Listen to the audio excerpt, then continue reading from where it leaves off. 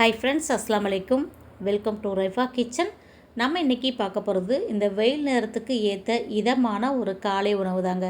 கொதிக்க கொதிக்க டிஃபன் சாப்பிட்றத விட காலையில் இதை மாதிரி தண்ணியான ஆகாரமாக குழு குழுன்னு சாப்பிடும்போது எவ்வளோ சூப்பராக இருக்கும். அதாங்க நம்ம இன்றைக்கி செய்ய போகிறோம். கம்பங்கூழ் தாங்க நம்ம இன்றைக்கி செய்ய போகிறோம். இந்த வெயில் காலத்தில் உடம்பு ரொம்ப சூடாகி நமக்கு வேனல் கட்டி, வேர்க்குரு, வயிறு வலி இதெல்லாம் வர்றதுக்கு அதிகமான வாய்ப்பு இருக்குங்க. இந்த மாதிரி கூழ் செஞ்சு சாப்பிடும்போது உடம்பை குளிர்ச்சியாக்கிட்டு இந்த கட்டிகள், வயிறு வலிகள் வரதெல்லாம் நம்ம தடுத்துக்கலாங்க. இந்த கம்மங்கூழ் எப்படி செய்கிறதுன்னு பார்த்துடலாமா? இதுக்கு நான் நிறையாலாம் தொட்டுக்கிறதுக்கு செய்யலைங்க. நம்ம என்ன சாப்பிட்றோமோ அது மட்டும் இருந்தால் போதும் தான் நான் வச்சுருக்கிறேன். இது பார்த்திங்கன்னா நேற்று செஞ்ச தட்டைப்பயிறு வெண்டைக்காய் புளிக்குழம்பு, அதை நல்லா சுண்ட வச்சுருந்தேன், அதையும் வச்சுருக்கிறேன். அது கூட காய்கறி பொரியல், அவரைக்காய் பொரியல் வச்சுருக்கிறேன். ஊறுகாய், பச்சை மிளகா, சின்ன வெங்காயம், அவ்வளோதாங்க. வாங்க இது எப்படி செய்கிறதுன்னு பார்த்துடலாம். ஒரு டம்ளர் அளவுக்கு நான் கம்பு எடுத்திருக்கேங்க. இது ஒரு 300 கிராம் அளவுக்கு இருக்கும். இது ஒரு 5-6 பேர் சாப்பிட்றது கரெக்டாக இருக்கும். இப்போ கம்பு நல்லா புடச்சி சுத்தம் பண்ணிவிட்டு ஒரு பாத்திரத்தில் சேர்த்துக்கோங்க. நல்லா 2-3 முறை தண்ணி ஊற்றி கழுவிட்டு இதை ஒரு 10 நிமிஷம் நம்ம ஊற வச்சிடலாம். ஊற வச்சதுக்கப்புறம் தான் மிக்சியில் போட்டு நம்ம பவுட்ரு பண்ணணும். இப்போ இதை நான் நல்லா கழுவிட்டேன், தண்ணி ஊற்றி ஊற வச்சுருக்கேன். எங்கள் ரைஃபா நானும் வீடியோவில் பேசுவேங்கிறாங்க. அவங்க பேசுகிறத கேளுங்க. இதுதான் இதுக்கு சாப்பாடு சோறு இப்படிதான் இருக்கும். கூட்டு போலாம் சரிங்களா? இப்படிதான் இருக்கும். இப்போ எந்த டம்ளரில் நம்ம கம்பு அளந்து எடுத்தோமோ அதே டம்ளர்லேயே ஒரு 5 டம்ளர் அளவுக்கு தண்ணி எடுத்து அடுப்பில் வச்சுருங்க. நல்லா கொதிக்கட்டும். இப்போ நம்ம ஊற வச்ச கம்பு நல்லா ஊறிடுச்சு, தண்ணியை வடிச்சிட்டு எடுத்துக்கலாம். இப்போ இதை மிக்சியில் போட்டு பவுட்ரு பண்ணிக்கோங்க. ரவை பதத்துக்கு பொடிச்சிக்கோங்க, ரொம்ப மாவாலாம் பொடிக்க வேணாம். உங்களுக்கு அதெல்லாம் கஷ்டமாக இருக்குதுன்னு நினச்சிங்கன்னா நீங்கள் கடையில் கம்பு மாவு விற்கிது, அதையே வாங்கி செஞ்சுக்கலாம். மாவு ரொம்ப நைஸாக இருக்கும். நம்ம வீட்டில் செய்யும்போது நல்லா ரவை பாத்தில் பொடிச்சு எடுத்துக்கலாம். இந்த மாதிரி இருக்கும்போது கூழ் குடிக்கிறதுக்கு நல்லா டேஸ்ட்டாக இருக்கும். இப்போ இது ஒரு தட்டில் கொட்டிடலாம். இப்போ அடியில் மட்டும் கொஞ்சம் ஈரமாக இருந்தனால கட்டி கட்டியாக இருக்குது. அதேமாரி நல்லா கை போட்டு நல்லா உதுத்து விட்டு எடுத்துக்கோங்க. அப்போ தான் நமக்கு கம்பு களி கிண்டும் போது கட்டி விழுகாமல் இருக்கும். இப்போ இது போல் எல்லாத்தையும் நல்லா உதுத்து விட்டுட்டு நம்ம பார்க்கலாம். இப்போ கரெக்டாகிடுச்சு பாருங்கள். இது ஒன்றும் இல்லைங்க, கம்பு கொஞ்சம் ஈரமாக போட்டோம்னா இந்த மாதிரி கட்டியாக இருக்கும். அதனால் ஒன்றும் பிரச்சனை கிடையாது. நம்ம புட்டு மாவு மாதிரி உதுத்து விட்டு எடுத்துக்கிறலாம். இப்போ பாருங்கள், நம்ம வச்ச தண்ணியுமே கொதிச்சிருச்சு. இப்போ அடுப்பை சிம்மில் வச்சுக்கலாம். ஏன்னா இதை போட்டுட்டு நமக்கு ஒரு பக்கம் போடும்போது ஒரு பக்கம் கிண்டி விட்டுக்கிட்டு இருக்கணும். அந்த மாதிரி உங்களுக்கு முடியலன்னா அடுப்பை சிம்மில் வச்சுட்டு இந்த மாவை ஃபுல்லாக மொத்தமாக கொட்டிடுங்க. கொட்டிட்டு நம்ம அதுக்கப்புறம் கை போட்டு கிண்டலாம். ஏன்னா கிண்டிக்கிட்டேவும் போடலாம். நம்ம அப்படி போட்டோம்னா சிம்மில் தானே இருக்குது, உங்களுக்கு கட்டி விழுகாது.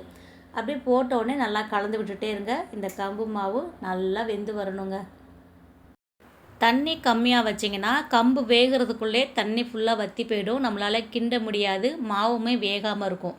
இது நல்லா வெந்ததுக்கப்புறம் சாப்பிட்டா தான் டேஸ்ட்டாகவும் இருக்கும், உடம்புக்கும் நல்லதுங்க. அதனால் தாராளமாக தண்ணி வச்சுக்கோங்க.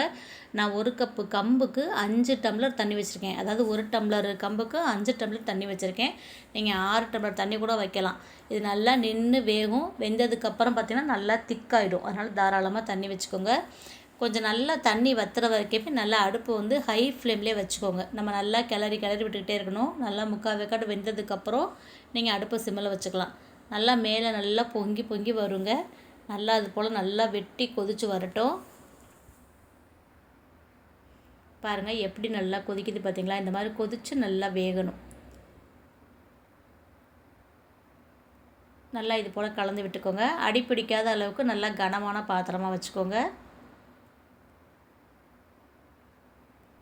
மண் பானையில் செஞ்சோன்னா நல்லாயிருக்கும். எங்கிட்ட இந்த மாதிரி பானையாக பெருசாக இல்லை, கடாய் தான் 2-3 கடாய் வச்சுருக்கிறேன்.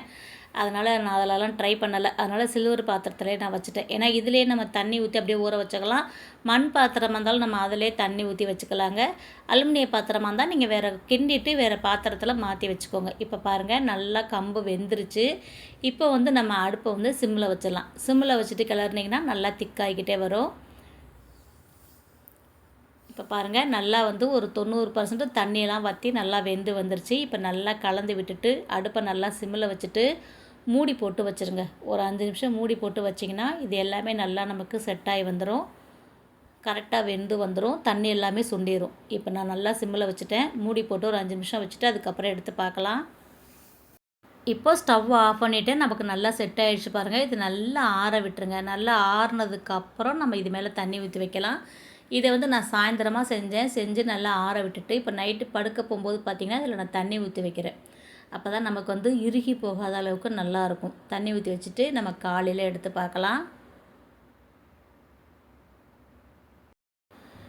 இப்போ மறுநாள் காலையில் எடுத்து பார்க்குறேன் பாருங்கள். நமக்கு நல்லா கம்பு நல்லா செட்டாக இருக்குது. நீங்கள் உருண்டையாக உருட்டி கூட நீங்கள் ஒரு பாத்திரத்தில் போட்டு தண்ணி ஊற்றி வைக்கலாம். நான் வந்து அப்படியே வச்சுருக்கேன். இப்போ எடுத்து காமிக்கிறேன் பார்த்தீங்களா? பார்க்கும்போதே எனக்கு ஆசையாக இருக்குது, உடனே சாப்பிடணும் போல். நல்லா குழு குழுன்னு இருக்குங்க. பார்க்கும்போதே நல்லா இருக்குது பாருங்கள். இதை அப்படியே கரைச்சி குடித்தோன்னா சூப்பராக இருக்கும் இல்லையா? நான் வந்து இப்போ இதை கரைச்சிட்றேன். நான் வந்து சாப்பாடெல்லாம் போட்டு இதில் செய்யலைங்க. சாப்பாடு போடும்போது ரொம்ப புளிச்சு போயிடும். பழக்கமில்லாத பிள்ளைங்க வந்து இதை சாப்பிட மாட்டாங்க இல்லையா? அதனால் வெறும் கம்பு மட்டும்தான் போட்டு நான் காய்ச்சி எடுத்திருக்கேன். இப்போ தேவையான அளவுக்கு எடுத்து ஒரு பாத்திரத்தில் சேர்த்துட்டு கை போட்டு கரைச்சிக்கலாம். நீங்கள் தேவைப்பட்டால் இந்த மாதிரி விஸ்கு வச்சு கரைச்சிக்கோங்க. நான் வந்து விஸ்கு போட்டு இது மாதிரி கட்டி இல்லாமல் நான் கரைச்சி எடுத்துக்கிட்டேங்க. இப்போ இது கூட வந்து தயிர் சேர்த்துக்கோங்க. இது வந்து ஓரளவு தான் புளிப்பாக இருக்கும். கொஞ்சம் புளிப்பாக சாப்பிட்றவங்க நல்லா புளிப்பான தயிர் கூட சேர்த்துக்கோங்க. இப்போ அதில் இருக்கிற தண்ணி கொஞ்சம் சேர்த்துருக்கேன். கல் உப்பு கொஞ்சம் சேர்த்துக்கலாம். நான் கரைச்சி வச்சுட்டு கொஞ்சம் நேரம் கழிச்சு தான் குடிப்பேன். அதுக்குள்ளே அந்த உப்பும் கரைஞ்சி வந்துடும். இப்போ தேவையான அளவுக்கு நல்லா பசுந்தயிர் நான் வீட்டிலே உர ஊற்றி வச்சேங்க. அந்த தயிரை சேர்த்துக்கிறேன். சேர்த்துட்டு நல்லா கரைச்சி விட்டுட்டு இது மேலே வந்து சின்ன வெங்காயம் போட்டுக்கோங்க. சாப்பிட்றதுக்கு சூப்பராக இருக்கும். கொஞ்சமாக தண்ணி கலந்துட்டு நல்லா கரைச்சிக்கோங்க. இந்த கூழுக்கு தொட்டுக்கிறதுக்கு பார்த்தீங்கன்னா நம்மளுடைய விருப்பம் தாங்க. கத்திரிக்காய் வத்தல், கொத்தரங்காய் வத்தல், இப்படி எக்கச்சக்கமான வத்தல்லாம் பொரித்து சாப்பிடலாம். மாங்காய் ஊறுகாய், எலுமிச்சங்காய் ஊறுகாய், மிளகாய் வத்தல் இதெல்லாம் வச்சுக்கலாங்க. ரோட்டு கடையெல்லாம் போனீங்கன்னா அந்த மாதிரி தான் நிறையா வைப்பாங்க.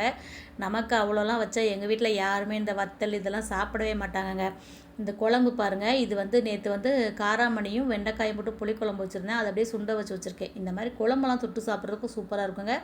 இது எங்கள் வீட்டில் எல்லோரும் சாப்பிடுவாங்க. பழைய சோறாக இருக்கட்டும், இந்த மாதிரி கூலாக இருந்துச்சுன்னா இதில் வந்து ஸ்பூனில் எடுத்து சாப்பிட்றதுக்கு நல்லாயிருக்கும். அதனால் இது மட்டும் வச்சுருக்கேன். இது கூட பார்த்திங்கன்னா இன்றைக்கி காலையில் வந்து அவரைக்காய் பொரியல் செஞ்சுருந்தேன். இந்த அவரைக்காய் பொரியல் தான் நான் வச்சுருக்கேன். அதனால் என்ன சாப்பிடுவாங்களோ அதை மட்டும் வச்சுக்கலாம்னு சொல்லிட்டு நான் வச்சுருக்கிறேங்க. மற்றதெல்லாம் செஞ்சால் வேஸ்ட்டாக தான் போகும். கருவாடு தொக்கு, கருவாடு பொரிச்சு வச்சா சூப்பராக இருக்கும். அதெல்லாம் யாரும் சாப்பிட மாட்டாங்க. நான் மட்டும்தான் சாப்பிடுவேன். அதனால் எனக்காக நான் செய்யலை. மாங்காய் ஊறுகாய் வச்சுருக்கேன். சின்ன வெங்காயம், எனக்கு இந்த சின்ன வெங்காயமும் ஊறுகாயும் இருந்தாலே போதுங்க. நானே 2 குண்டா கூழ் குடிச்சிருவேன். அந்தளவுக்கு ரொம்ப பிடிக்கும்.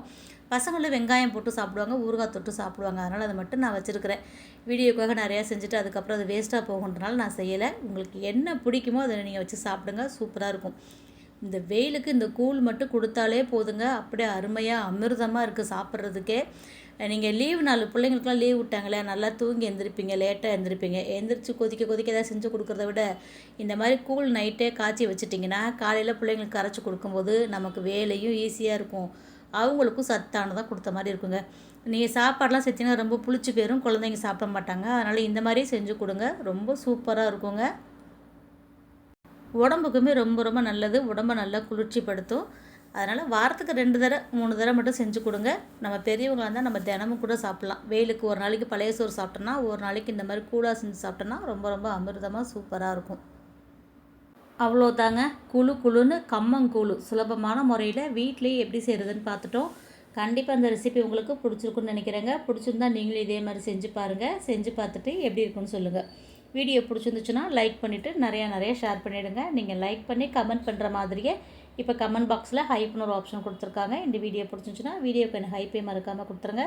சேனலை சப்ஸ்கிரைப் பண்ணாமல் பார்த்துக்கிட்டு இருந்தீங்கன்னா அப்படியே சப்ஸ்கிரைப் பண்ணிவிடுங்க. இன்ஷா அல்லாஹ் இன்னொரு வீடியோவில் பார்க்கலாம். Bye friends. அஸ்ஸலாமு அலைக்கும்.